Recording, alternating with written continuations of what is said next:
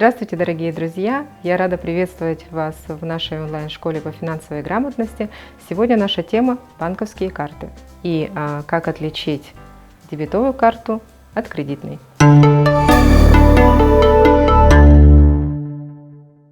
Итак, чем же отличается дебетовая карта от кредитной? Давайте посмотрим. Если вам нужна банковская карта для того, чтобы получать зарплату, чтобы оплачивать покупки, чтобы проводить какие-то платежи через мобильный банк, то вам, конечно, лучше оформить дебетовую карту. Но если вы планируете какую-то покупку или вы хотите, чтобы у вас была резервная сумма, про запас, скажем так, да, то тогда вам лучше, конечно, оформить кредитную карту. Так, давайте посмотрим плюсы и минусы дебетовых и кредитных карт. Давайте разберемся, какие дебетовые карты бывают и чем они отличаются друг от друга. Во-первых, они отличаются платежной системой. То есть они могут быть системой Visa, Mir, это популярные системы, но также MasterCard и остальные международные системы. Я не буду вам сегодня рассказывать о том, откуда они взялись, это вот ваше домашнее задание, вы можете проверить, прогуглить, где появилась первая банковская карта, какой она была и так далее. Вы можете об этом узнать самостоятельно. Это очень интересная информация.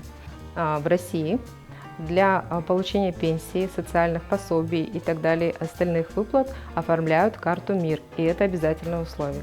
В чем плюсы дебетовых карт? Плюсы в том, что на дебетовую карту вы можете получать заработную плату, вам будет начисляться пособие. Оформив банковскую карту, вы получаете ее на руки. Как дополнительный инструмент вы получаете мобильное приложение, в котором вы все операции можете проводить онлайн. И при этом посещать банк лично вам не обязательно. Еще один плюс дебетовой карты – это начисление процентов на остаток. При выборе дебетовой карты обязательно обратите условия, то есть на тарифы банковских карт. Если в тарифах указано начисление процентов на остаток, это очень выгодно. Потому что при начислении заработной платы, если вы сохраняете на карте определенную сумму, на эту сумму будет начисляться процент каждый месяц, допустим, 3%, 3,5% или 4%. В некоторых банках такой процент может достигать 10%. Самое приятное, что есть в дебетовых картах, это программа лояльности, а именно начисление кэшбэка при оплате покупки определенной банковской карты либо определенной международной платежной системы.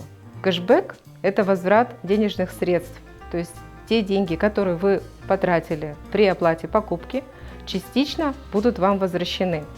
Это может делать как банк самостоятельно, если это банковская система лояльности, или это может делать партнер банка, то есть участник кросс-маркетинговой акции. И это на самом деле очень выгодно. То есть, если вы постоянно будете оплачивать все свои покупки банковской картой, то ежемесячно вы гарантированно будете получать, условно, от 1% до 20% кэшбэка от всех своих трат. Выгодно? Очень выгодно. Пользоваться банковской картой очень просто. Если вам нужно снять наличные, вам достаточно просто пройти к банкомату, ввести необходимую сумму, и эта сумма окажется у вас. Еще один огромный плюс банковской карты – это то, что вы всегда будете знать, куда вы потратили свои деньги, потому что все будет фиксироваться в СМС-уведомлениях и в мобильном приложении. Ну а теперь перейдем к кредитным картам. Кредитная карта – это карта, на которой размещается определенная сумма денежных средств, которую банк выдает вам в долг. Удобство кредитной карты в том, что у всех кредитных карт есть грейс-период, то есть это тот период, в течение которого процент за пользование деньгами не начисляется. Самый популярный срок грейс-периода у банков это 100 дней. Это самый оптимальный срок, в течение которого человеку очень удобно тратить деньги с кредитной карты и возвращать их без процентов. Если вы пользуетесь кредитной картой, при этом не пропускаете ни одного платежа, не пропускаете срок вот этого грейс-периода, тогда банк может увеличить вам кредитный лимит.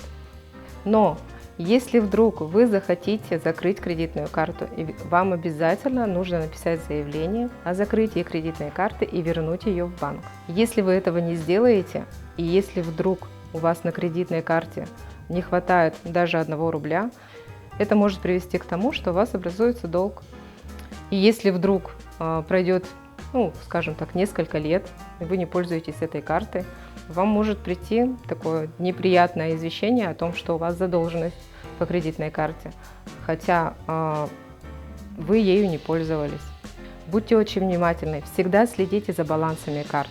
За дебетовой картой или за кредитной картой всегда проверяйте и сверяйте свои расходы, те, которые вы произвели фактически, и те, которые вы планируете сделать.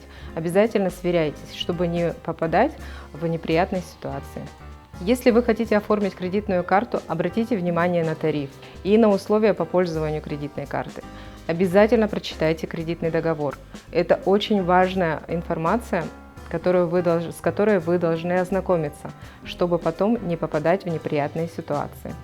Если вы оформляете банковскую карту или кредитную карту, независимо от этого, вам обязательно нужно установить мобильное приложение, чтобы фиксировать все финансовые операции, которые проходят по вашим картам. Не забывайте про безопасность при пользовании банковскими и кредитными картами. Никому и никогда не называйте свои персональные данные и данные банковской карты. А более подробно о кибербезопасности мы поговорим с вами на следующем уроке. Спасибо большое за внимание, дорогие друзья!